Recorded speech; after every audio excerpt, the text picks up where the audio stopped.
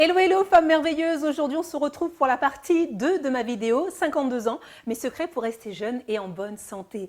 Et vous avez été plus de 82 000 femmes à regarder cette vidéo et je trouve cela juste incroyable. Merci pour vos likes, vos commentaires, vos retours d'expérience. J'ai beaucoup aimé vous répondre. Un grand merci. Alors, on va pas s'arrêter là parce que après avoir partagé mes deux piliers essentiels qui étaient le sport et l'alimentation, eh bien, je vais vous parler des autres piliers qui me permettent de rester dynamique, de bonne humeur et de paraître plus jeune en bonne santé à 52 ans. Pour celles qui ne me connaissent pas, je suis Maëlia Ambre. Ma passion, c'est d'aider les femmes très actives, les cadres et les dirigeantes à rayonner au quotidien en leur permettant de regagner en énergie, de se réapproprier leur corps et d'être plus sereines face au stress en instaurant des routines sportives, alimentaires et bien-être simples, efficaces et durables. Je le fais en présentiel en région parisienne et avec aussi des programmes en ligne. J'ai donc, écoutez, 52 ans. Je suis maman et mamie, écoutez, bientôt pour la deuxième fois. Voilà pour les présentations. Donc, si vous n'avez pas encore vu la première partie de cette vidéo, le lien pour la découvrir, c'est juste en haut et sinon en bas dans le descriptif de la vidéo. Aujourd'hui, qu'est-ce qu'on va faire? Je vais partager avec vous ce que j'ai mis en place pour gagner en sérénité, donc mieux gérer mon stress, améliorer mon sommeil et puis éviter les excès. Parce qu'on le sait bien, ce sont bien les piliers essentiels pour se sentir bien dans son corps et dans sa tête. Donc, on va attaquer par le premier, let's go, pour parler sérénité et lâcher prise.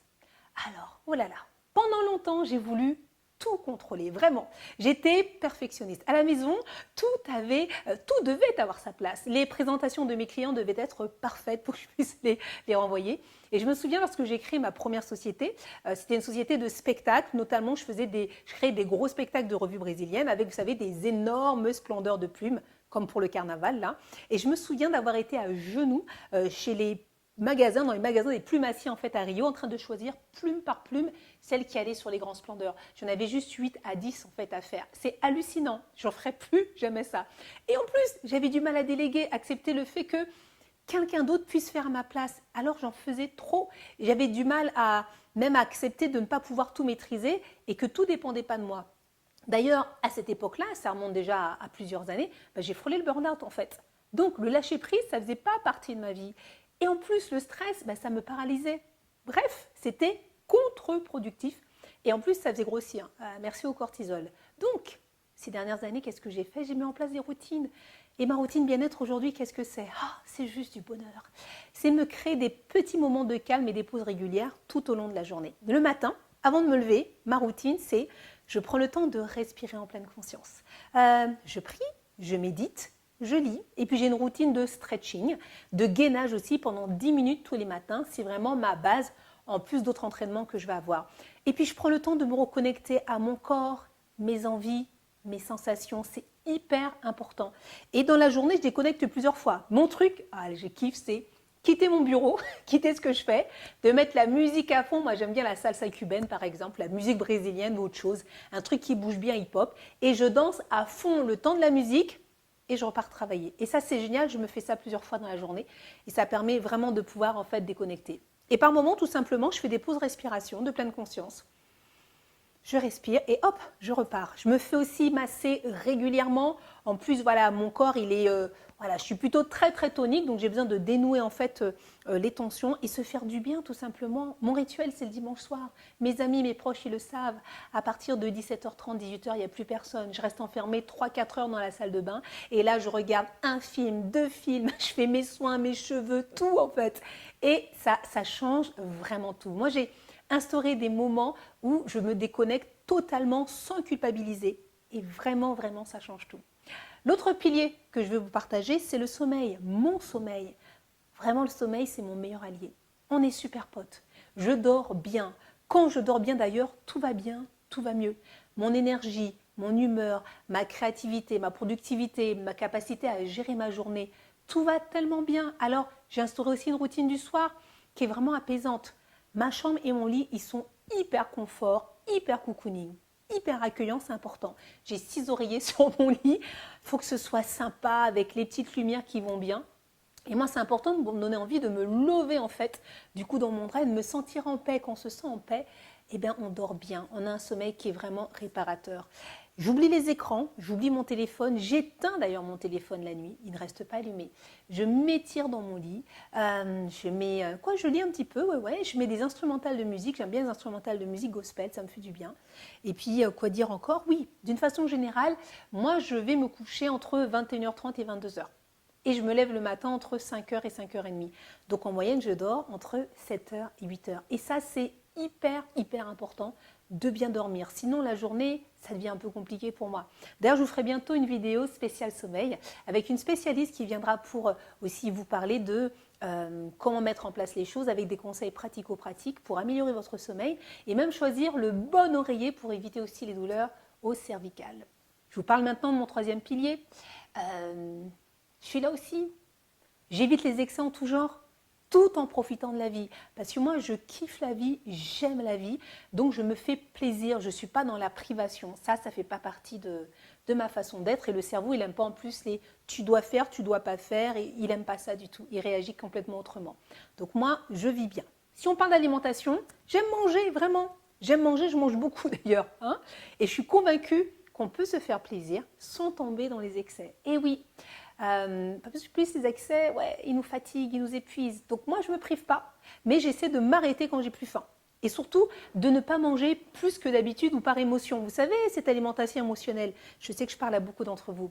Alors, pas trop de gras, pas trop de sucre, pas trop de pain, pas trop d'alcool, pas trop de soirées en semaine, pas trop de sport, pas trop de téléphone avec les copines, pas trop d'écran, pas trop de travail en excès, pas trop de rendez-vous à pas d'heure. En fait, bref, ce qui compte pour moi, c'est l'équilibre jour après jour, semaine après semaine. Donc, si je fais un excès, qu'est-ce que je fais en fait? Je vais le rééquilibrer au fil des jours, tout simplement.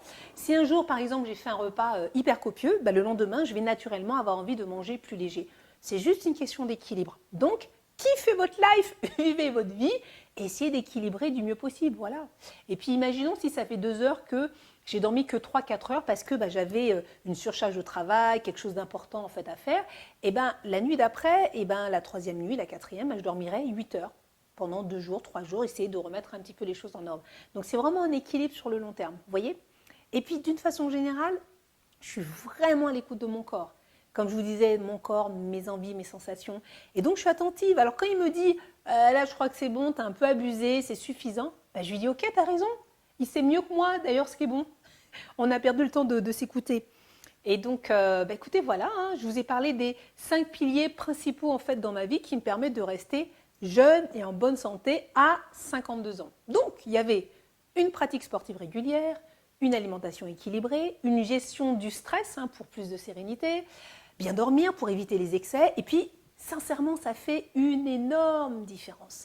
C'est pas parfait tous les jours. De toute façon, la perfection, c'est pas la vraie vie. Donc comme ça, on est tranquille. Mais surtout, j'ai appris à être bienveillante envers moi-même. Vraiment. Je me flagelle pas. Franchement, tu l'as fait, ok, tout va bien, j'assume. Et assumez tout ce que vous faites. Assumez tout ce que vous faites. Et puis gérez. Mais assumez-le déjà. Donc culpabilité, tout ça, vous oubliez.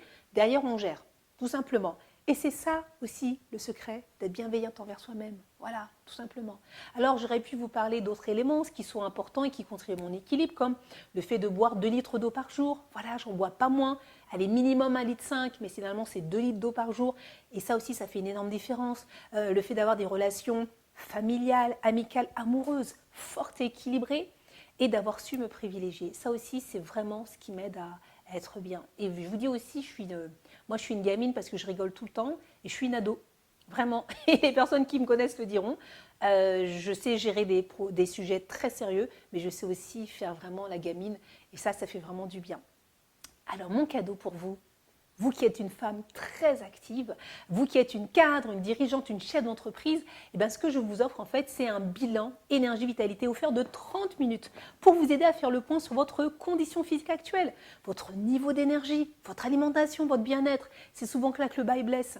Si vous en avez marre de ne pas avancer, de ne pas avoir de solution, on en parle. Venez, on en parle pendant 30 minutes et voyons ensemble comment est-ce que je peux vous aider à enfin pouvoir passer à l'action. À l'action. Le lien pour réserver votre bilan énergie-vitalité, il est en bas dans le descriptif de la vidéo. Donc, allez vous inscrire, regardez les créneaux qui peuvent vous arranger et prenons ce rendez-vous et parlons de face à face comme ça, tout simplement. Si vous avez aimé cette vidéo, si elle vous a aidé, si elle vous a inspiré, ben, mettez un like, partagez-la à une amie qui en aura besoin et puis abonnez-vous si ce n'est pas encore fait. Je me réjouis à l'avance de lire vos commentaires. J'aime vous répondre, j'aime vous écouter aussi. Vous m'apprenez aussi énormément. Et je suis très très heureuse de pouvoir échanger avec vous. Donc je vous dis à très bientôt pour une prochaine vidéo. D'ici là, bougez plus, mangez plus sainement et prenez soin de votre temple, ce magnifique temple que vous avez. Ciao, ciao. Waiting for sunshine.